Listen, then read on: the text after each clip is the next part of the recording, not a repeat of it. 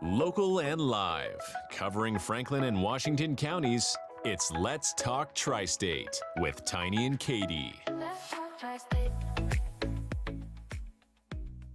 Welcome back to Let's Talk Tri-State, powered by Home Right Windows and Doors in Waynesboro, the right choice, winner in the 2024 Best of the Tri-State Awards. Our friends from Family Care Services, we have Jessica Coons and Andrea Adams, and we've met before, so thank you for coming back to talk to us today about life sharing.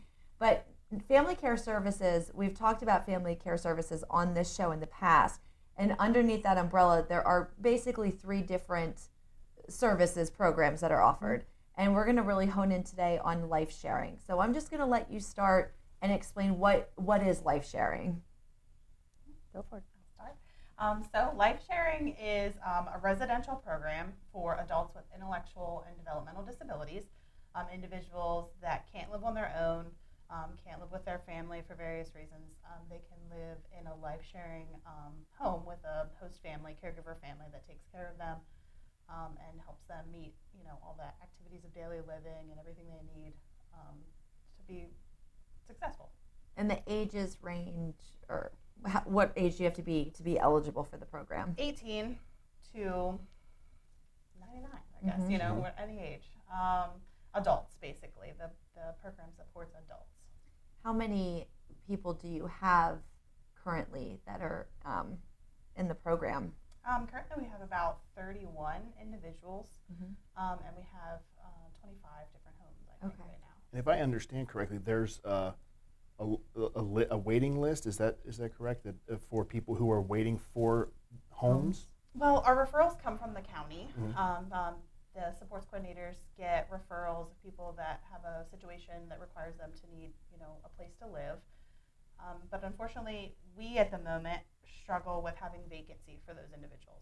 We're in a desperate need to have new caregivers and new homes to provide the service because we don't have a lot of empty spaces in homes right now when we get calls for referrals. I'm sorry to interrupt you, but this relates to this.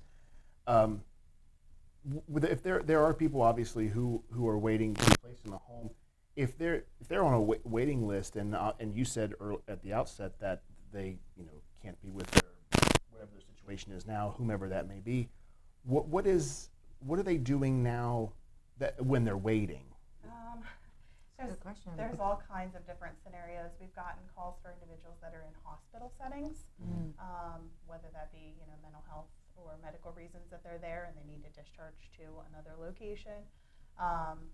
Individuals might temporarily stay with other family or have staffing through other services that comes into the home to check on them and help them meet basic needs, just to kind of get by until they can get a residential placement. What do you find is and if you don't know this, I understand, but what do you find are the main reasons why the current situation or the current caregivers say that they are no longer able to do it? What are those roadblocks that they face? A lot of the caregivers that we have, we're fortunate, have been with us a long time.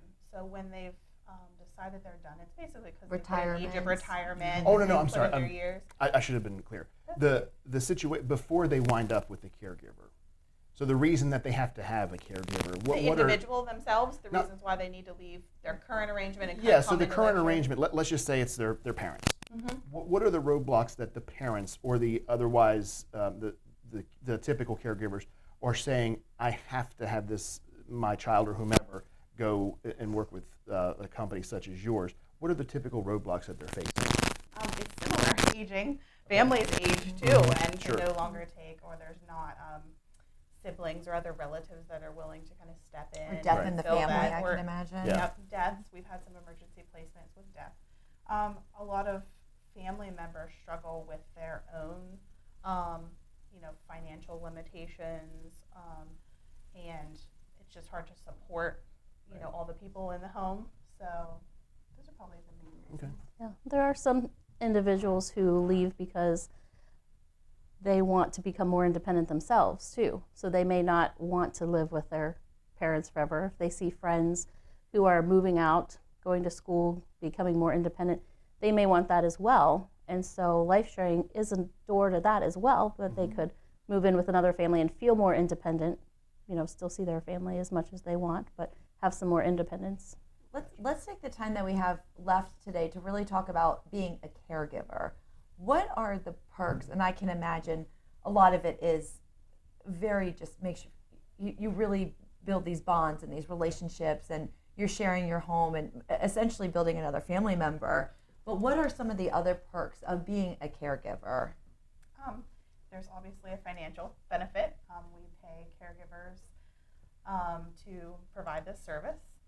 I would also say the opportunity to be home. You know, if you are a young mother, Didn't even think about that. and you're raising children, and you have other things going on, and you want to be home with them, this allows you, because the individual is living in your home, and you provide transportation to appointments or their day programming or work or whatever they have going on. But you can have your children in the vehicle with you while you're transporting them here and there and doing those types of things.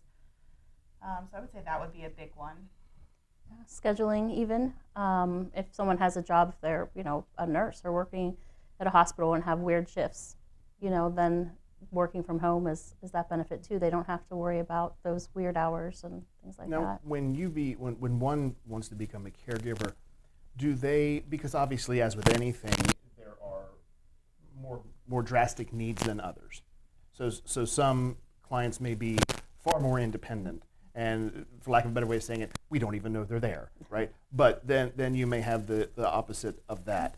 Does the person who's a potential caregiver, are they made aware of this? I would assume so. I just wanted to make sure that that's something that they're read into. And probably their comfort level too. Absolutely. In the application process, we have caregivers kind of define what they're comfortable with, what level of care they're kind of willing and comfortable and able to provide, what their schedule looks like. So when you're bringing someone in, we try to match the schedules. We try to match the abilities and the needs and everything with what the caregiver said they're comfortable with doing. So yeah, all of that is defined up front.